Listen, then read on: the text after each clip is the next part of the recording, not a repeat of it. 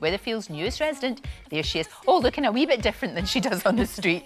Claire Sweeney's talking about how Tyrone's mum, Cassie, set to cause all sorts of problems.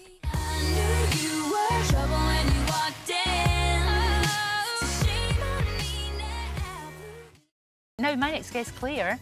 Claire Sweeney, you were in the first ever episode, is that right, of Strictly? You know, I seem to be a guinea pig for these shows because I did the first Strictly, the first Celebrity Big Brother. Did you? Yeah, the very first, yeah. Wow. And Strictly, I mean, it wasn't the juggernaut it is now. No, that's true, but we could tell. Oh, we could tell. We could tell back then. You did look slightly different, shall we say, in your debut in Coronation Street. Shall we have a look? My baby. My baby. That you told me you'd left on the steps of some police station somewhere in Liverpool is all grown up. And you're both living together like some nice, happy family. Well, if that's not enough to make someone want to go out and get off their heads, I don't know what would. Just imagine that circle. My son is snatched from me because everyone thinks I'm using.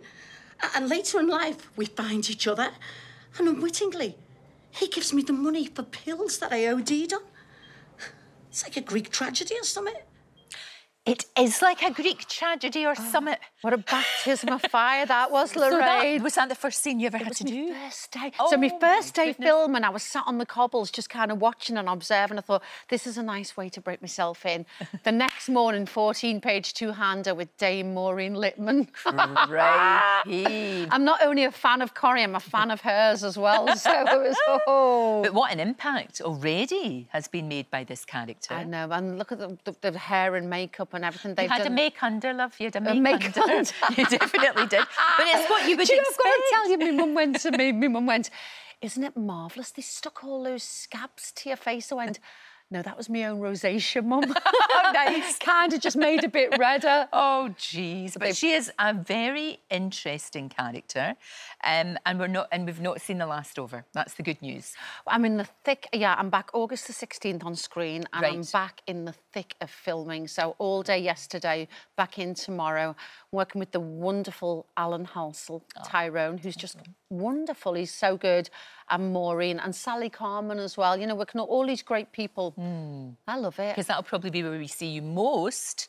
And then, who knows, you know, because obviously we want to see you on every bit. We want to see you in Roy's roles, and we want to see you in... I've done a scene in there. I did my first scene in the Rovers the other week. I was so nervous. I had a moment. It happened so fast. My wonderful agent, Melanie, she said, when I first met her, she said to me, you belong in Corrie. And then she introduced me to Ian McLeod, the producer. Right. Who took a chance on me, gave me the part, and I'm so grateful, you know. And then it happened so fast. And I was walking down the cobbles one day after a scene, and I saw Audrey getting into a taxi, and I went, oh my, it's happened. It's happened. But it's kind of like it was meant to be. You know, there are certain people you think, I mean, it just makes total sense. You're sort of looking at you there. I'm sort of thinking, why did this not happen years ago? Because you belong there. Do you know what I mean? Everything happens at the right time for the right reasons. And it just takes that one person to believe in you, take a chance, and that was Ian McLeod for me, so... And he said, that's it, you're in. Your birthday seems to play a really significant role in insignificant roles, doesn't it, in your life? It does. So I got offered Coronation Street on my 19th birthday, 17th of April. And I got offered... Sorry, no, Brookside. Brookside. And then I got offered Corrie on my birthday as well. 52 this year. Isn't that good? And I couldn't tell anyone. So I sat on the balcony. I was on holiday with my mum, Jax and Meddy, and we sat on the balcony. I get the phone call and I was sworn to secrecy. So I've got all my mates phoning me and Tony Maudsley, who was in the show. Yeah, of course. And I'm not allowed to tell anyone. Could you not tell anybody? No, you had to just keep it to yourself? Yeah, I told my mum, of course. Of course, you have to tell your mum. That's allowed. I mean, that's it. You know, that's absolutely And I've got to be careful what I tell Jackson because he's got the biggest mouth. Is this your boy? This your son, right? What age is he now? He's 8.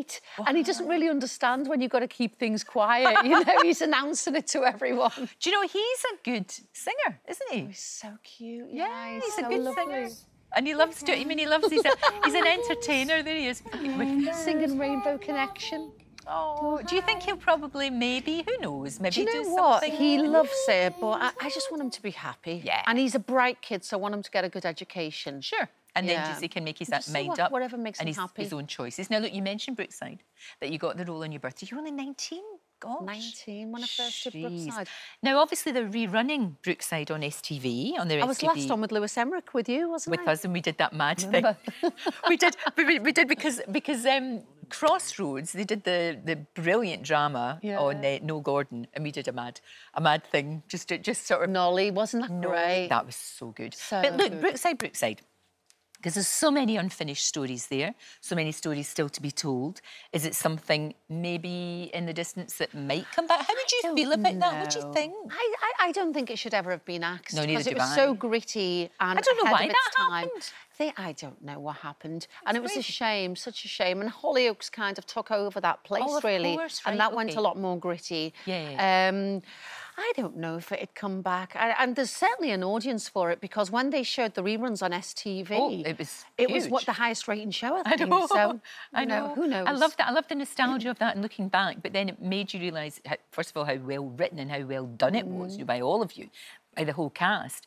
But also, we sort of need something like that. Well, it's funny. I was with one of the writers last night, Jan McVerry, because the writing on Corrie, I mean, the guy who wrote that scene, Ian Kershaw, for Maureen and I, the writers are sublime, and there's quite a few of them gone from Brookside over to Corrie. Yeah. Now that kind of makes sense, doesn't it? Because the thing is, you can't do your job if you don't have the writing. It's all about the writing, isn't it? About the writing. And that's what Jonathan Harvey as well, who's wonderful. What raises up these things. Yeah. But look, as far as this character goes, and she is very intriguing, I would love to see her as part of the furniture. Do we know yet, or is it still? We'll just see what happens. I'm hoping. Right. I'm hoping. So it's but you know crossed. what, Lorraine? In this industry, I never take anything for granted. Do you know? And I would love to stay, and I just think it's wonderful, and it's a happy place to work as well.